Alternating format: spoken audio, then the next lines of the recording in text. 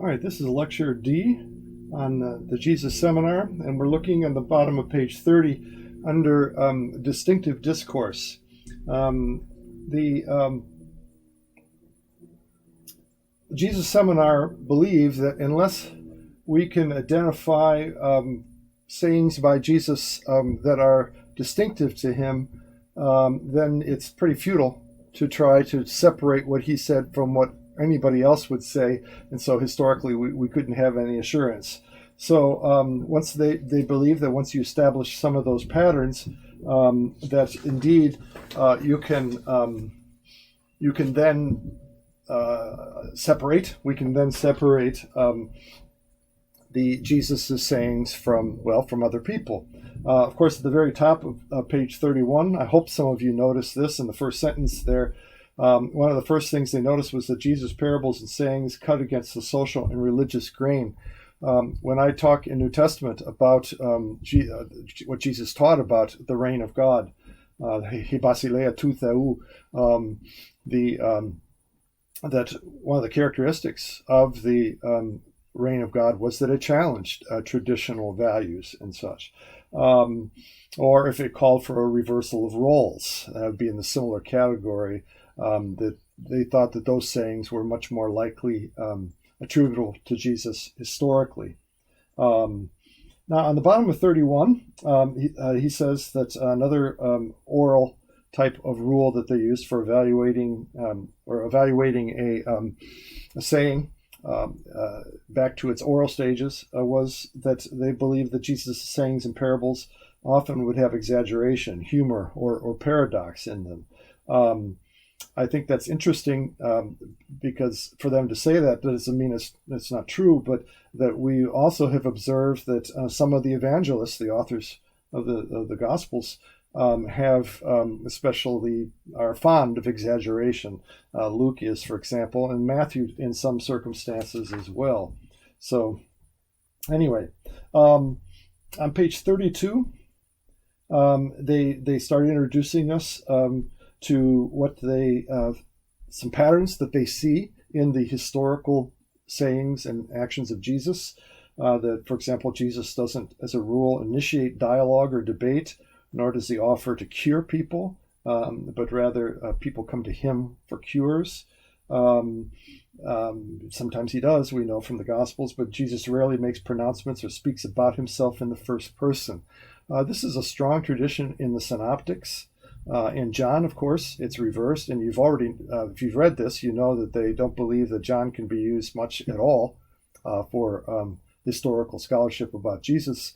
I think Raymond Brown, were he alive, would have, well, actually at this time he was alive when they were doing this, he would have disagreed with them. But they give a whole series of examples of these bullets on the following pages. All right, I'm going to jump all the way over to page 34. When in there they talked about the creation of the seminar itself, and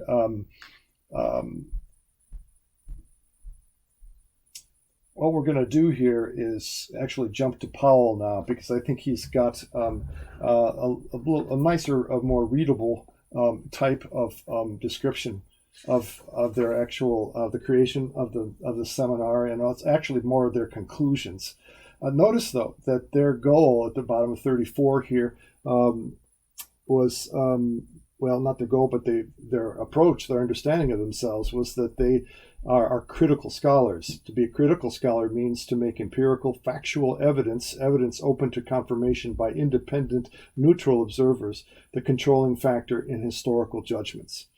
That is a perfect statement of their goal. Their method and their goal was to develop a neutral, critical historical picture of Jesus.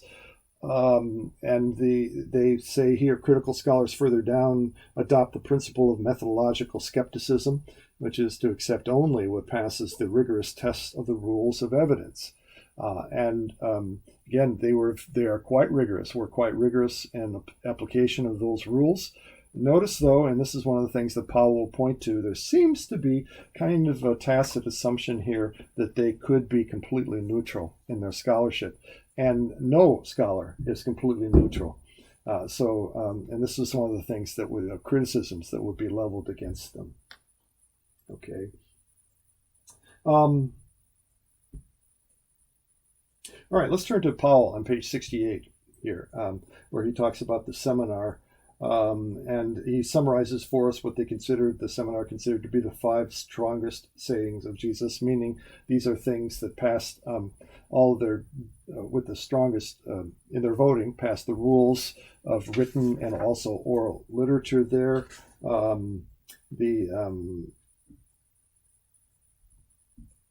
I don't have anything to add to that. Let's turn on page 70.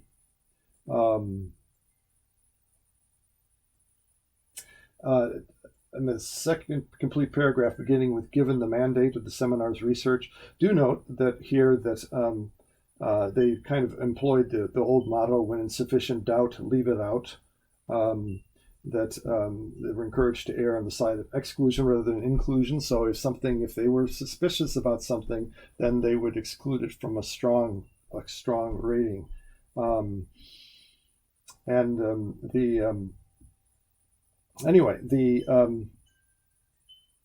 Powell goes on to talk to us, and we're going to talk a little bit more about some weaknesses coming up, but also about the different phases of the Jesus Seminar. There's also a publication of a book called The Acts of Jesus, which looks a little bit more at the particular life of Jesus, and not as much his sayings. They've rated,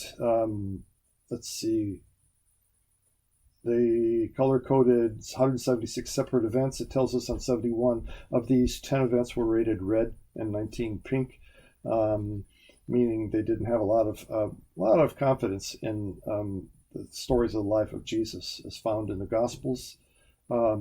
The third phase was for the seminar members to sit back and look at all the work they had done, and each one of the scholars to write up their own life of Jesus. And the top of 72, one of the more common conclusions was that Jesus was a disciple of John the Baptist, but eventually rejecting the ascetic life that John the Baptist advocated. Notice that Jesus scholars claimed that Jesus rejected the apocalyptic message of a coming judgment, and that Jesus turned out to be more, we moved down on 72, of a social critic than he was an apocalyptic type of prophet. They don't believe he called on people to repent or to fast, or did he make any theological statements about God. He was a social critic, they tend to claim.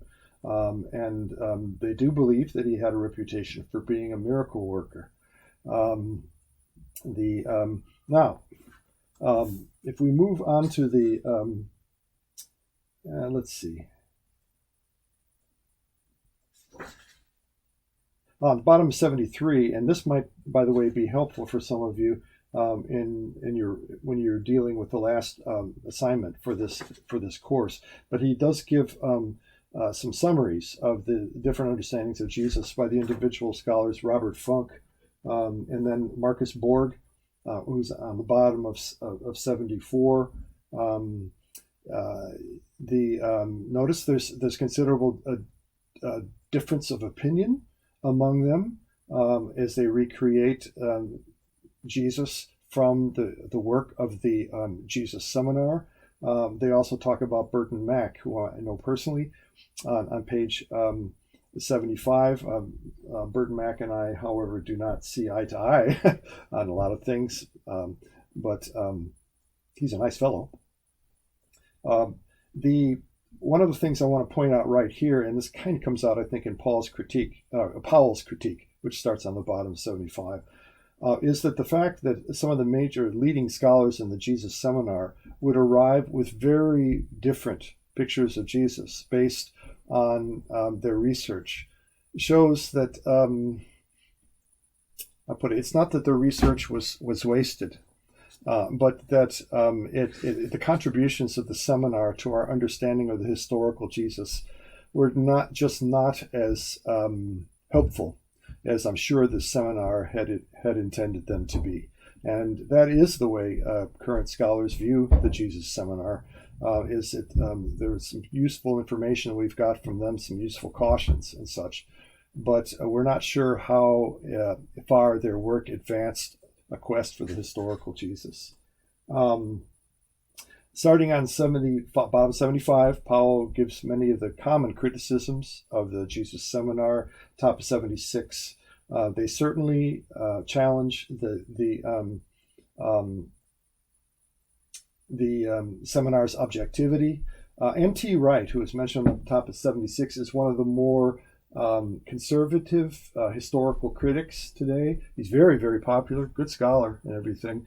I've got his work on Paul is really good stuff. Not that I agree with everything, but he was one who, he says, even though he approved of their historical quest, but believes the seminar's agenda was so shaped by opposition to fundamentalism as to foster a close-minded caricature of scholarship that was itself ironically fundamentalistic.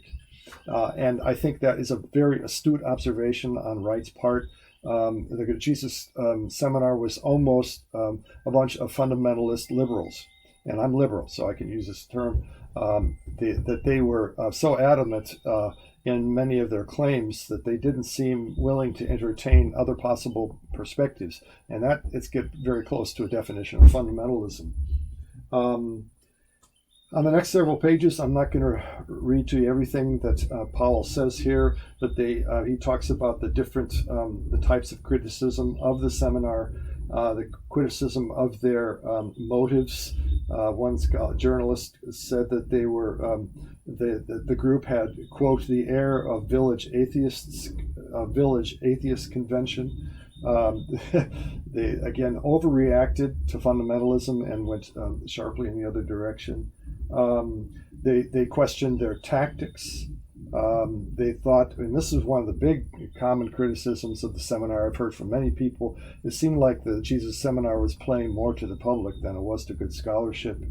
There was lack on page 77 of diversity in their membership. Their picture of Jesus was not very Jewish. They points out on page 78, and this notion that Jesus had no eschatology. John Meyer has said such a Jesus would threaten no one, just as the university professors who created him threaten no one. And so that's a very, very sharp, but actually a common criticism of the seminar. There are questions of their methods of research on the bottom of page 78. And again, on 79, the criticism that I talked about earlier about their assumption about the dating of Thomas, Gospel of Thomas, and the contents of the actual Q, that they themselves were making a lot of assumptions about Q that were not verifiable. Let's see, page 80. I don't think I have anything to add to that.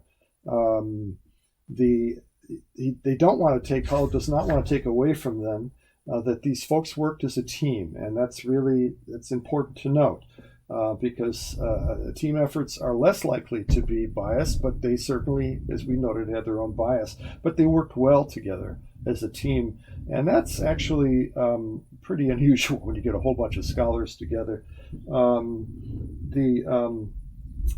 The long-term, and I'm going to conclude my lecture with these quick remarks, the long-term evaluation of the Jesus Seminar, again, is that they created some important insights into the historical Jesus, but did not really advance the overall pictures of the historical Jesus very well. The reason I wanted you to study these folks is they show what happens when you take historical analysis and really push it to its extremes in many cases. It doesn't mean, again, that they had no valid insights. But the majority of biblical historians today are not quite as extreme in our applications of the historical analysis of the New Testament. And we've got good, solid, reasonable reasons for that. but I think we have to study. You studying the quest for the historical Jesus, you have to have looked at the seminar. That's it. Thank you.